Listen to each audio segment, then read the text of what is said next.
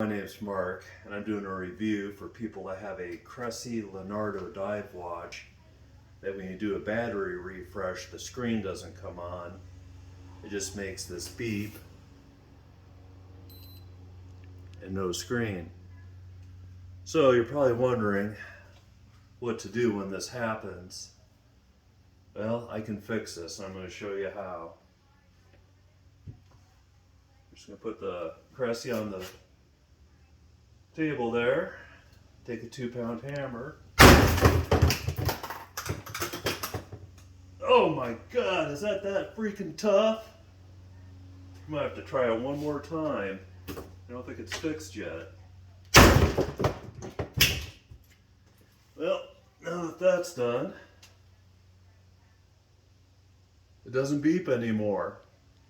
So you take your Cressi watch, put it in the garbage, and you don't have to worry anymore. Thanks for watching.